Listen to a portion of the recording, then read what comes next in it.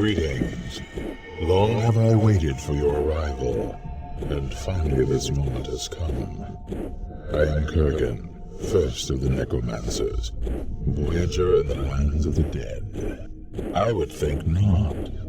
Although the presence of Aranax tells me you already know much of my tale, at least as much as he deemed necessary in order to bring you into his confidence. My life in the world you call Arcanum seems so very distant.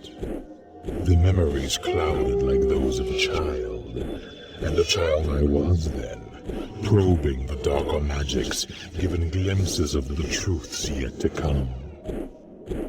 Yes, look at me, and what do you see? A monster? An abomination? You've no idea what I've discovered. You see with eyes tainted by life, and all which that accursed state embodies.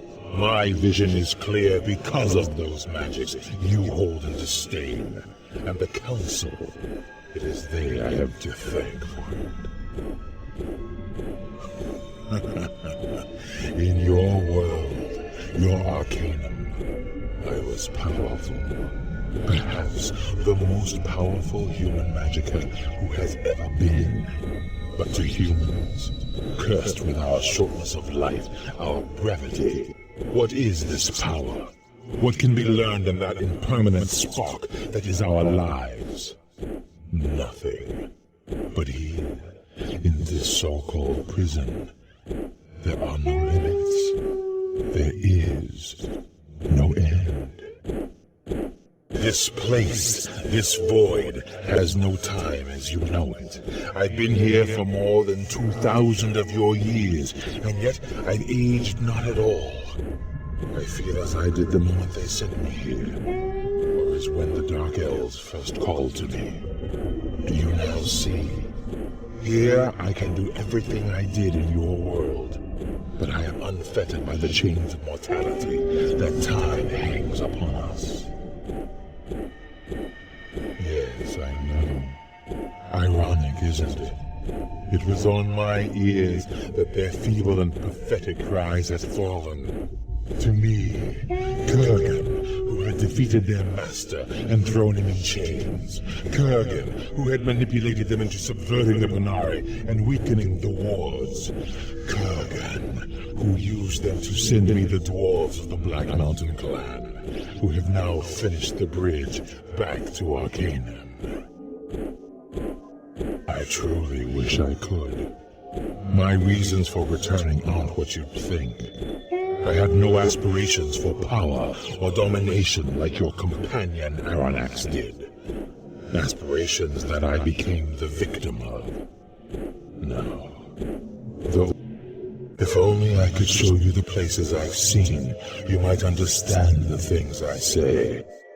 I've been to the desolate lands, wandered by those souls who still see the lands of the living, but wear the cloak of the dead. Blind to their own ends, they cry, passing through one another like shadows in the dying light of day. I've traveled to where souls rot in torment, pierced with the jagged shards of life and vision, clinging to memory, regrets of the flesh. I saw that this prison was of their own making, and the key was in unknowing, in release. And still, I traveled on. And finally, I came to the place where souls go to die, where the mirrored and worn spirits fall into an endless sea of gray, mirrored glass. And I lowered myself within, and laid there among them, and I almost did not return. And do you know what I found there? There, among the silent and battered shells of the innumerable, peace, enlightenment, truth. Only then did I realize that this place, this life, is an abomination, a horrible distortion of the natural order. This life, who mothered pain and fear and envy, these twisted children who exist only because we are here to feed them, to nourish them. This life, this afterthought, a disturbance, a mere ripple in that great Dead Sea, not even the cause, but merely an effect, sending these souls upward, screaming for release from the day they are torn from their waters. The effect of what? I do not know, nor do I care. Have you ever spoken with the dead, called to them from this side, pulled them from their silent rest? Do you know what it is that they feel? Pain.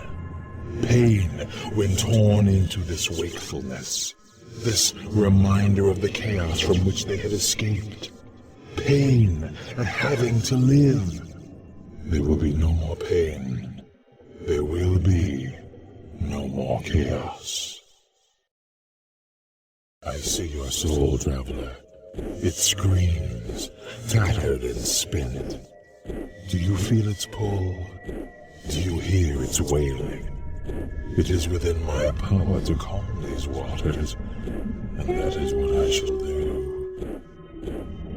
Hold on a moment. Might I speak with you? What he is saying, it's not completely untrue. I've seen the places he speaks of, felt the peace and serenity of that great Dead Sea. It's not something I'll ever forget. Of course not. I made my choice a long time ago, and I choose to stand with you. Yes, there is pain in life, pain and loss and sorrow. But there is also joy and the pleasures of growing and learning. You can't have one without the other, and I wouldn't want to sacrifice either. But in the end, I stand with you, whatever your choice. I can no longer tolerate the atrocities that this thing, this life has brought about. There will be peace. There will... Am I? It all depends on your point of view. Take yourself, for example.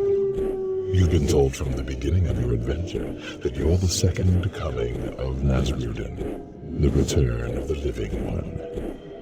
Do you believe it? As well you should. There are no prophecies. It's just the nature of living things to want to conform their existence to a foreseeable pattern, to attempt to exert control over the chaos that surrounds them. Life by its very nature disallows this. Life is an accident, the result of random chance. Therefore, its nature can be no different. There are those who would look at all that has happened to you, and then look at you, and call you a madman for not believing in the prophecy. Your opinion is based on what you have seen, what you know. My perceptions on the nature of life and death are no different.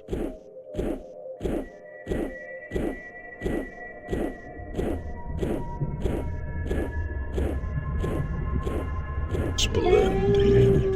I've spent the last 2,000 years developing my philosophy, but I'm always eager to hear another's thoughts.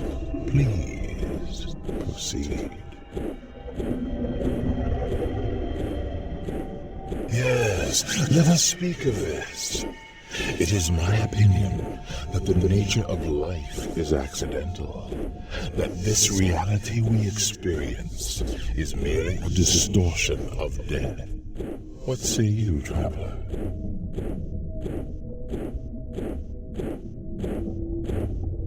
Yes, but what has that experience taught you? I know not the roads you've traveled, but I do know that all living things feel pain and loss. It's my opinion that they feel these things because they were never meant for what we know as life. Their souls are not equipped for it. Yes, you're correct. I concede you that point, but I have seen both sides, whereas you have only the lands of the living. Trust me when I say that the souls who are called back to this life are in the most excruciating pain. It's unnatural.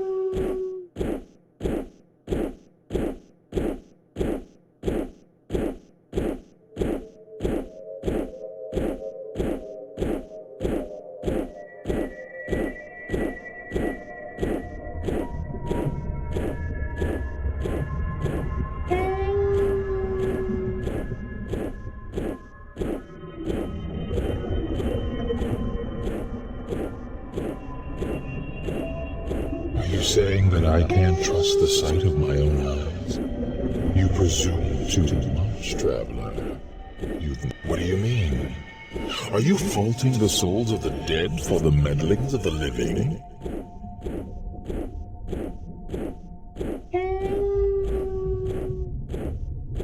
But you speak as if these souls have a choice when they're brought back. It's the mindless bravado of the living that subjects them to the vagaries of this life. I'm willing to say you might be correct, but what proof have you? Just because some souls have accepted the nature of this distortion doesn't justify its existence. If what you're saying is correct, then what is the nature of death, of life? Which is the natural state? Why is there pain on one side and uncertainty on the other? Perhaps it is my own arrogance, my own bravado that has brought us here to this crossroads. The question is, where do we go from here? We've spoken of fate, of prophecy. Have I traveled this road too long to turn back? Perhaps I have no choice but to continue on to the end. Truly, I wish there were freedom for me, but I cannot let go of this life knowing that I might be called back to its pain. No, it seems I have no choice. Really? You can sever the bonds which hold my soul to the lands of the living. This object can actually do that. So many years I've raged against the living. All those years, and the distortion was in my own soul. No man can see the nature of his flaws with diseased eyes.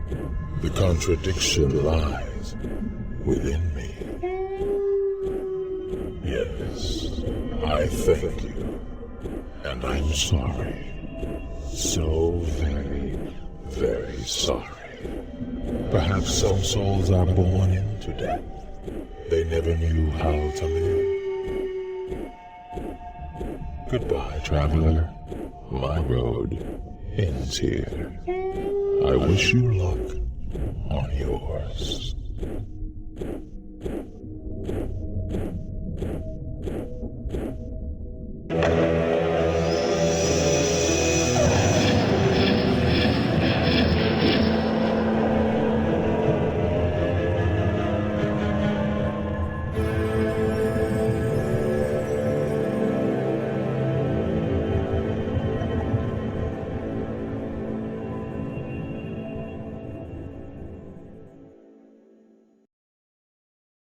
Because you delivered the secret ingredient to Jungle Dun, he perfected his alchemical process and eventually found a way to make gold from common lead. Needless to say, he became the richest man in all of Arcanum. The defeat of Lucan and his henchmen, coupled with your freeing of the ghost of Bessie Toon, enabled Shrouded Hills to grow and become a thriving community once again. A new silver vein is discovered in the old Bessie Toon mine. Workers pour into town by the dozens, and within a few years, Shrouded Hills is a bustling boomtown. Such towns often have problems keeping the peace. Shrouded Hills has no such trouble, mainly due to the efforts of their new sheriff, Doc Roberts. Don Throg, because of the advice that you gave him, became a leading political activist in the fight for Orcish rights. In time, he legalized Orcish labor unions, secured the vote for all citizens regardless of race or gender, and became the champion of equal rights and justice in Tarant. Before long, he was begrudgingly voted into the Industrial Council, and in a few years, he sat at its head. Following the deaths of Pollock and Darian Mogg, the Boyle was demolished and then built anew. The Bentley was renovated and became the most elegant hotel in Tarant. The owner, the Honorable Mr. Caleb Malloy, is often seen mixing drinks for his guests in the hotel bar. Maximilian was returned to Dernholm, and all of Cumbria rejoiced in the return of their rightful king. Under the new rule of Maximilian, Cumbria quickly grew into a powerful nation, embracing both magic and technology. And once again, the proud banner of the Dragon Knights flew from the ramparts of Dernholm Castle, set there by their new captain, Liana Peldar.